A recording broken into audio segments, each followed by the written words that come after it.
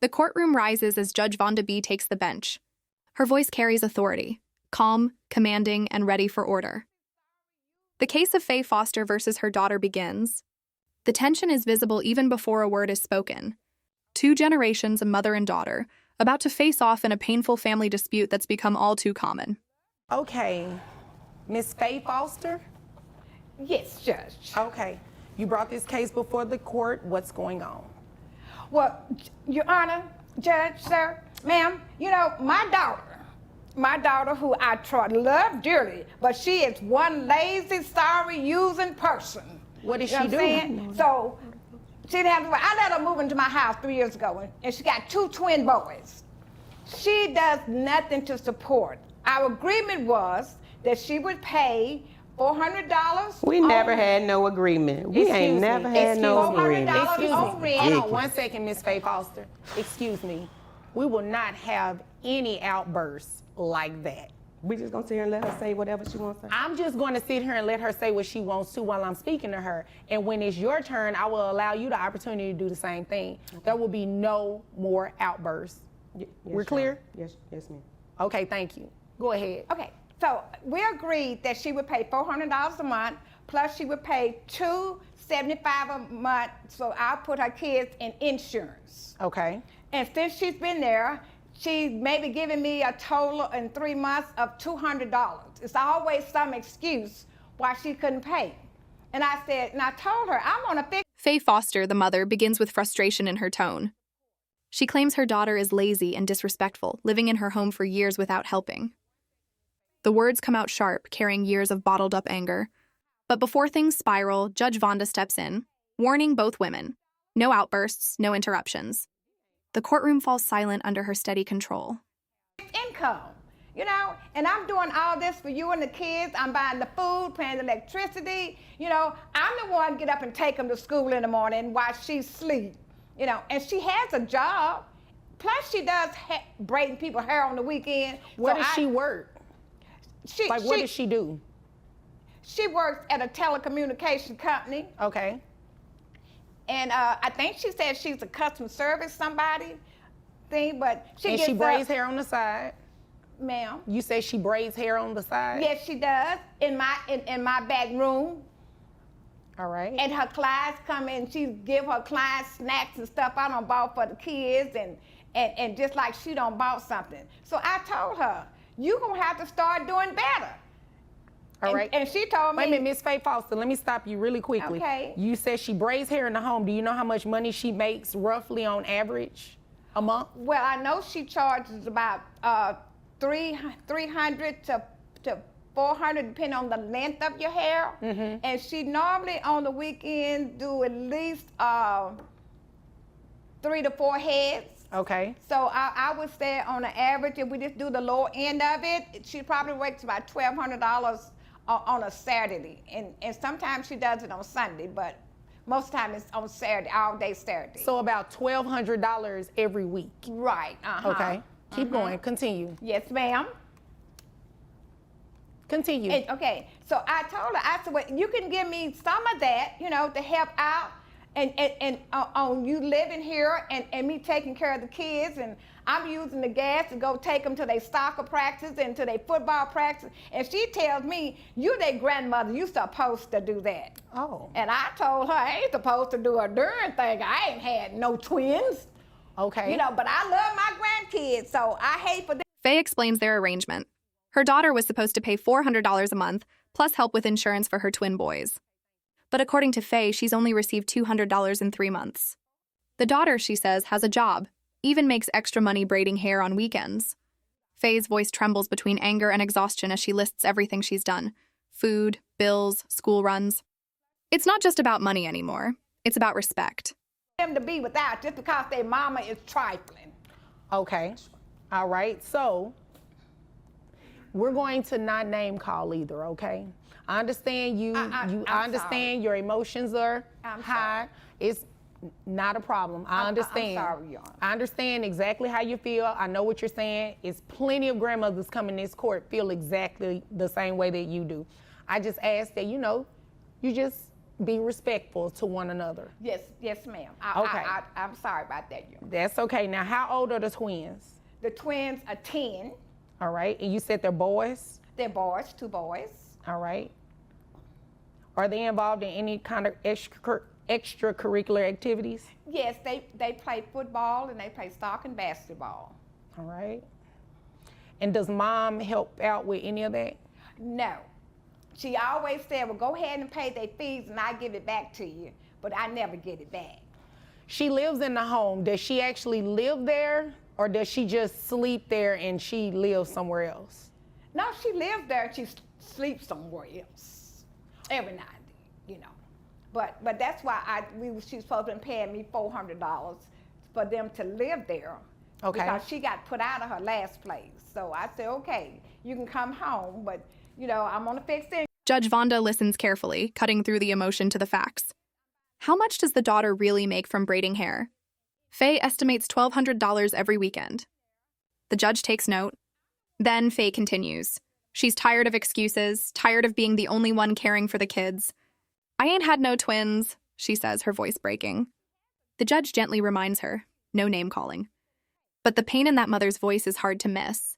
Income, so if you give me $400 a month, and then she said, okay, and I think she may have paid $200 one time, and that's it. All right. Are And the then children on health insurance or anything? Mm-hmm. And then, ma'am? Are the children on health insurance or anything? The children, I put them in insurance because I asked her, do you have insurance on these kids? And she said, I can't afford it. So I said, well, they need insurance. They playing sports and stuff, and they get sick, and we don't have out of public. So I got insurance, and she agreed that she would pay me back each month what I had to pay for insurance. How much do you pay for the children only? The children only is $275. $275. Okay. All right. Is there anything else you want me to know before I move over to her? I know you, and I just need her to do the right thing. I just need her to do the right thing and hope you can make her do the right thing. Okay. Well, I don't know if I can make her. You know, I can only do what the law allows, right? Yes, ma'am. Well, let me ask you a question about the living arrangements. Yes. You said this was supposed to be temporary? It was supposed to be temporary. The twins are 10 years old, boys full of energy, playing football, soccer, basketball. But their grandmother, not their mother, pays for it all. When asked if the daughter contributes, Faye shakes her head. She pays the fees, drives them everywhere, covers their insurance. The judge confirms the number, $275 a month. Faye nods. I'm on a fixed income, she says, but I do it because they need it. Until she found her a place to stay that they can afford. But it's been 3 years, and I don't think she's looking for any place to stay, Your Honor. All right. I don't think she has looked at all, and she keeps saying, well, I don't have the money to get a place that's nice enough for me and the boys, and that I can afford, and then people want a high deposit and all this kind of stuff. So, you know, I'm like, okay, you know, but I need you to help out, you know, and that's fine because you can't live nowhere else for $400. Okay, yeah, that's a good point. That's a good point. All right. Is there anything else you want me to know before I move over to her? Yes, Your Honor. She, you know, she's always gone. She doesn't attend a function because she said, you know, she got to go out with her girls and kick it, or she got to be with a man and kick it. And so, you know, I was like, you're not even trying to be a part of these kids' life. You just want to be fancy free and let somebody else take care of your kids. So, okay. You know, that, you know. Okay, so. It's just too much. Can I move over to her, or is there anything else? Yes, ma'am, go ahead. Okay. Now, you have the opportunity to let me know what you want me to know, respectfully. So, I mean, what's all that about? The huffing, puffing? And... Because she's lying. She's telling half-truths and sitting over there in her Christian outfit like everything she's saying is the gospel.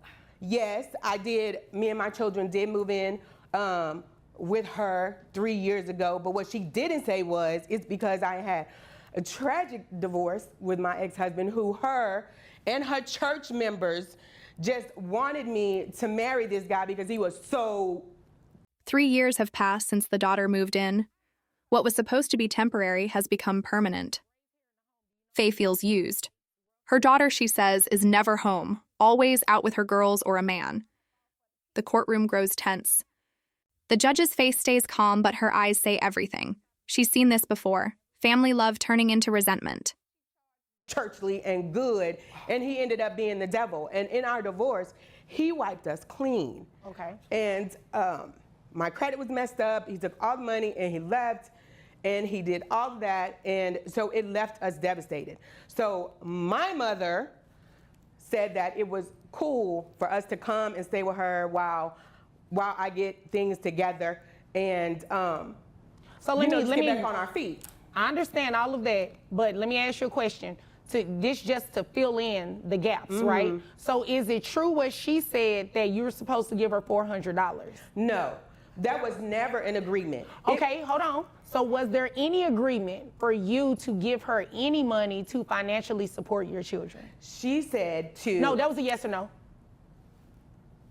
Not in that way. Not in that way. So explain the way. So when we talked initially, before even moving in, it was, y'all just come, just take your time, get yourself together. I got you guys. I got my grandbabies, who she was very instrumental in. I want grandbabies, I want grandbabies, I want grandbabies, I want grandbabies, I want grandbabies.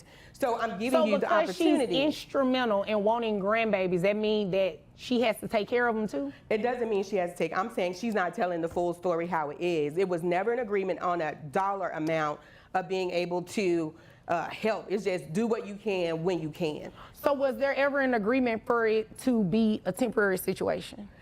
Well, yes. You'd agree with me that 3 years is no longer temporary, right? I would say it's no longer temporary, but in the moments where I would say, you know what, I'm gonna do what I can to see what I can to get, it was her, the one that was talking about, oh, that's not a good place for my grandbabies. You don't need to take them over there. And I worry about y'all's safety over there, and that's too far, and that'll be taking them. Now it's the daughter's turn. She sighs, frustrated, claiming her mother is twisting the truth. She says she only moved in because of a painful divorce. Her husband left her broke and broken. It wasn't supposed to be this way, she insists. But when the judge presses, her answers grow uncertain. Was there an agreement to pay? She says no. Temporary? Yes, but the excuses pile up. Out of their environment. So are you, and please just stop beating on the table. I'm sorry. All of that is not necessary. I can assure you it's not. Just emotional a little bit. I understand. Y'all need to calm down, all right? I can't believe I'm even here. This is ridiculous. Well, this is where you come when you want some relief, when you are wanting certain things to happen. You come to court to take care of it. It's unfortunate that the two of you couldn't work it out because you're mother and daughter, but this is where you come, right? So do you have any intentions of moving out and taking your children, or are you going to move out yourself and leave the children with her? I mean, she knows what the situation is. I mean, when I was working, which she knows at this point that there was a huge layoff because of COVID and why I started doing hair in the first place to try and make amends. So for her to sit over here talking about, oh, I got all these jobs and I got all this finance coming in at this point, it's just ridiculous. And it just shows to, just how low she'll stoop to how she behaves and how she acts. But she letting you live for free. She's been allowing you to do it for 3 years. She pays for everything for your children. She feeds your children. She takes them to school. She pays for health insurance. She's literally doing everything. You're doing nothing. But that's her story. I'm doing more than so. I'm doing exactly what I can. I cook, I clean, I do what the stuff she asks me to do for church. Hold on. Cooking and cleaning for a house that you reside in, you don't get any credit for that, okay? You should do those things, right? But in terms of your children, what are you doing? Because she said she's doing it all, everything I just named off. You have yet to dispute that. Well, I do get do stuff for their school. You're not always the one taking them to school, mommy. I don't even know why. The judge cuts through the noise. 3 years is no longer temporary, she says firmly. The daughter grows defensive, blaming her mother for interfering, claiming she was laid off during COVID. Judge Vonda listens, but her patience wears thin. Your mother feeds your children, pays for insurance, drives them to school, she reminds her. You're doing nothing. The daughter stumbles, tries to justify cooking and cleaning, but the judge doesn't flinch. You don't get credit for that. Let's not derail this thing because you never answered my original question. So do you plan to move out with your children, or do you plan on moving out and allowing them to stay with her? Well, I mean, at this point, I mean, she dragging me all in here to court. I mean, I want to go out. I want to go out and move and like find me and get me situated, and then I will be able to come back and get them and get the boys. So the boys are going to stay with her. When are you trying to move out? Like ASAP, because this is ridiculous. Like, I can't even believe you brought me in here with this When you foolishness. say ASAP, do you mean that you're going to leave court today and go find somewhere? I mean, no, I'm gonna have to like get on my hustle, you know, to like try and figure out, you know, where I'm gonna go and, you know, what I'm gonna do and how much is that gonna take. What are we looking at in timeline?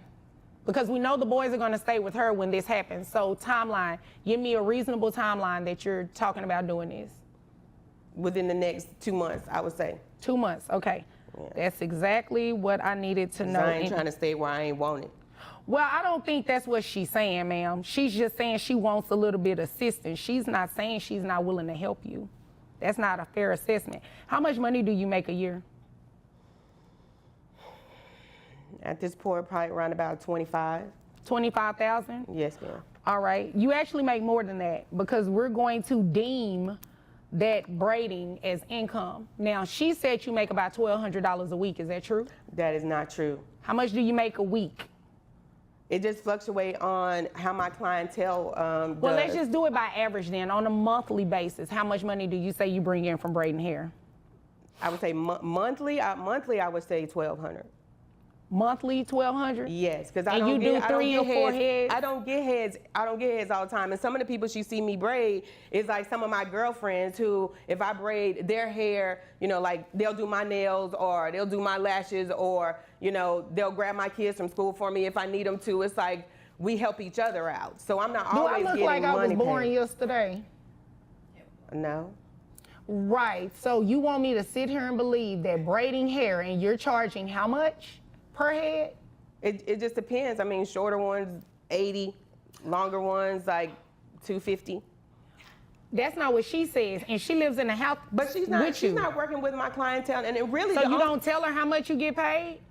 No, because she really huff and puff around the house, and really the only reason we here because my boyfriend Tank Daddy, who she was dating, broke up with her, and she was pissed about it, and so I didn't agree with the situation. So that's the only reason why we really here. It's because she mad because I didn't take her side in the situation. When grown folks gonna do what grown folks gonna do, and that ain't none of my business. But I'm the one getting the brunt from it. I'm the one that's not doing something. I'm the one that's not doing what I'm supposed to do for my kids. So now it's an issue with my kids. Then the argument turns personal. The daughter brings up an old family wound, a relationship, jealousy, and betrayal. She claims that's the real reason her mother brought her to court. The courtroom stirs. The judge raises a hand, cutting through the chaos. That's none of my business, she says sharply. Her voice rises with authority. What is my business is your responsibility to your children. Because her and my boyfriend's dad ain't in the right spot. And just because I didn't take her side. It wasn't no side to take. It ain't none of my business. All right. And you know what? That's none of my business too, but let me tell you what is my business. I have your gross calculated at $3,283. That $1,200 that you just testified to, I'm deeming that as income, in addition to what you make monthly. So that's how I got to that number, $3,283. That brings your net to $2,798. Let me see. Let me make sure I'm looking at the right number. Yes, $2,798.18. Do you have any other children outside of the 2 boys? No, I do not. Okay, and you're also going to pay for health insurance reimbursement to your mom. So monthly child support comes out to $699, was $670. We're going to round it up. Plus, you have to do a reimbursement. Let me just make sure I don't go over the legal amount because it can't be over 3%. So $2,798.18 times 3%. So your health insurance reimbursement to mom, although you pay $275, according to the law, it can't be, the health insurance amount that she reimburses you cannot be more than 3%. So that caps at about $84. So 670 plus $84 is $754. That's how much you'll pay your mom a month. $700. $754 exactly. Your breakup. That's what No, this is because about. you need to This pay is for what your this is own about. children, ma'am. This is what Excuse this is me, about. excuse me, I'm speaking. It's $754. It's what's in the best interest of the children. These are your children, not your mother's children. Judge Vonda begins calculating. Based on the evidence, the job income and side business, the court determines the daughter earns over $3,200 a month. Child support is set at $754, including reimbursement for health insurance. The daughter protests, but the judge doesn't waver. These are your children, she says firmly. Not your mother's. Her role is grandmother, not provider.